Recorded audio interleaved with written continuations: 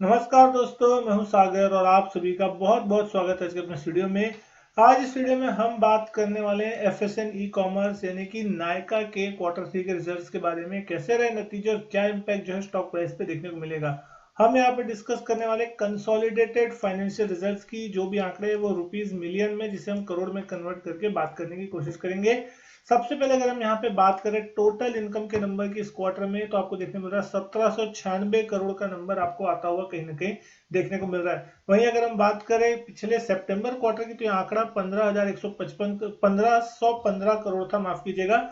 1515 करोड़ से बढ़ के ये आंकड़ा 1796 करोड़ होता हुआ दिख रहा है। क्वार्टर ऑन क्वार्टर बेसिस पे साल दर साल देखेंगे 1468 करोड़ से बढ़ के आंकड़ा 1796 करोड़ होता हुआ दिख रहा है। तो कहीं ना कहीं इनकम के फ्रंट पर अगर आप देखें तो अच्छा खासा बढ़त देखने को मिल रहा है। लेकिन वहीं अगर एक्सपेंस की बात कर रहे हैं कि एक्सपेंस कितनी हो रही है, तो 1770 करोड़ के आसपास की एक्सपेंस भी इस क्वार्टर में देखने को मिल रही है, जो कि पिछले क्वार्टर में अगर आप देख रहे हैं 1502 करोड़ के आसपास की थी। और पिछले साल अगर देखें सेम क्वार्टर में तो 1455 करोड़ थी। तो वो एक्सपेंस भी जो है साल दर साल अच्छी खासी बढ़ी है। सारे टैक्स निकालने के बाद जो प्रॉफिट फॉर द पीरियड का आंकड़ा आपको आता हुआ दिखाई दे, net profit for the period, वो आता हुआ दिख रहा है 17 करोड़ के आसपास का, जो कि पिछले क्वार्टर में अगर आप देख रहे हैं 7.8 करोड़ था। और लास्ट ईयर देखे तो 8.4 करोड़ के आसपास का ये नंबर कहीं ना कहीं देखने को मिल रहा था।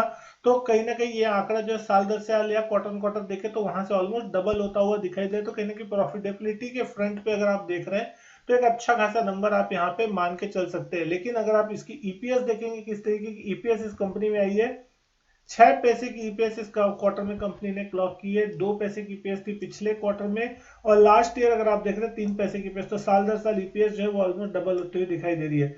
लेकिन कहीं ना कहीं जिस तरीके से एक चीज यहाँ देखने वाली है कि बहुत बड़े रिच वैल्यूएशन पे स्टॉक ट्रेड होता हुआ दिखाई देता है। आज के दिन अगर स्टॉक प्राइस की बात करें तो 160 रुपए के आसपास लगभग ½ % की गिरावट के साथ स्टॉक क्लोज होता हुआ दिखाई दिया है। दिन की रेंज की बात करें 158 रुपए 80 पैसे का दिन का लो था, और 164 रुपए का दिन का हाई लगता हुआ दिखाई दिया। लगभग 58 लाख शेयरों के आसपास के वॉल्यूम थे। लोअर लेवल से अगर आप देख रहे हैं 52 वीक लो से, तो 114 का 52 वीक लो है, जहां से अच्छा खासा ऊपर कारोबार कर रहा है। लेकिन 195 के 52 वीक हाई से कहीं ना कहीं यहाँ पे एक अच्छा करेक्शन भी देखने को मिल गया है। वैल्यूएशन वाइज भी अगर आप इस स्टॉक में नजर डालेंगे तो 45,800 करोड़ का जबरदस्त मार्केट कैप देखने को मिलता है। ₹1 की फेस वैल्यू है। और अगर आप ईपीएस देखेंगे तो इसकी 18 पैसे की है, और कहीं ना कहीं पी रेशियो देखेंगे तो 891 के प्राइस टू अर्निंग पे चलता हुआ स्टॉक दिखाई दे रहा है। तो कहीं ना कहीं बहुत ही ज्यादा रिच वैल्यूएशन इस स्टॉक को मिलती है। 890 के पी पे चलना, मतलब आप समझ सकते हैं कि कितना हायर वैल्यूएशन इस स्टॉक कमांड करता है कहीं ना कहीं। लेकिन आज के डेट में अगर आप देख रहे हैं तो न्यू एज टेक्नोलॉजीज कंपनियां जिस तरीके के आती हुई दिखाई दे रही है मार्केट में अभी के टाइम पे, उनको अच्छा खासा वैल्यूएशन आगे चल के बड़ी ग्रोथ देखने मिल सकती है, इन कारण से मिलता हुआ दिखाई दे रहा है। इसलिए लोग वहां पे इन्वेस्ट भी कर रहे हैं। लेकिन कहीं ना कहीं आप लोगों को एक चीज सोच के चलनी चाहिए कि अगर इतने हायर वैल्यूएशन पे आप स्टॉक पे ट्रेड कर रहे हैं या इन्वेस्ट कर रहे हैं, और कहीं ना कहीं अगर इनकी प्रॉफिटेबिलिटी नहीं बढ़ती उतनी तेजी से, तो फिर कहीं ना कहीं आपको करेक्शन देखने को मिल सकता है स्टॉक प्राइस पे। लेकिन अगर उसी स्पीड से बढ़ती है तो कहीं ना कहीं फिर पी जो है आपको नीचे आता हुआ इन फ्यूचर दिखाई जरूर देगा। अगर कंपनी की कमाई बढ़ती है, ईपीएस अर्निंग पर शेयर जो है वो बढ़ता हुआ दिखाई देगा। प्राइस टू बुक देखो 27-28 की प्राइस टू बुक पे ये स्टॉक चलता हुआ दिखाई देता है।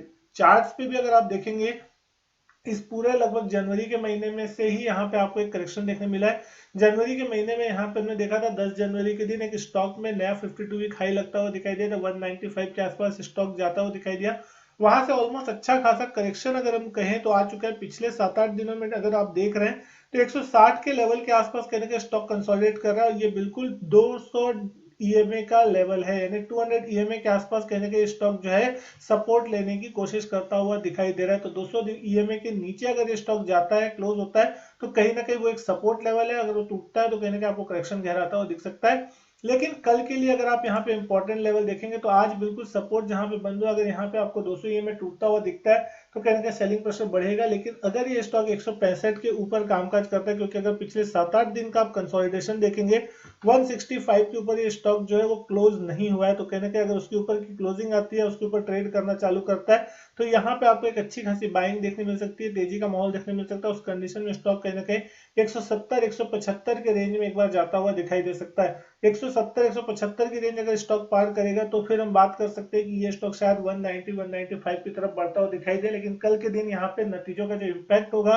वो देखने वाला होगा कि कल ये स्टॉक किस तरीके से नतीजों के दम पर रिएक्ट करता है। आपको क्या लगता है यहाँ पे नतीजों के दम पर स्टॉक में तेजी होनी चाहिए या फिर गिरावट आती है, क्योंकि कहीं ना कहीं जो नतीजे हैं वो आपको अच्छे साइड में देखने मिल रहा है, मुनाफा जो है साल दर साल क्वार्टर ऑन क्वार्टर दोनों में ही बढ़ता हुआ दिख रहा है, डबल होता हुआ दिख रहा है, तो कहीं ना कहीं एक पॉजिटिव सरप्राइज ही आप इसको मान के चल सकते हैं। उम्मीद करता हूँ वीडियो जो है पसंद आई होगी। वीडियो अच्छी लगे तो लाइक करें, शेयर करें, चैनल नहीं किया सब्सक्राइब तो चैनल सब्सक्राइब जरूर करें।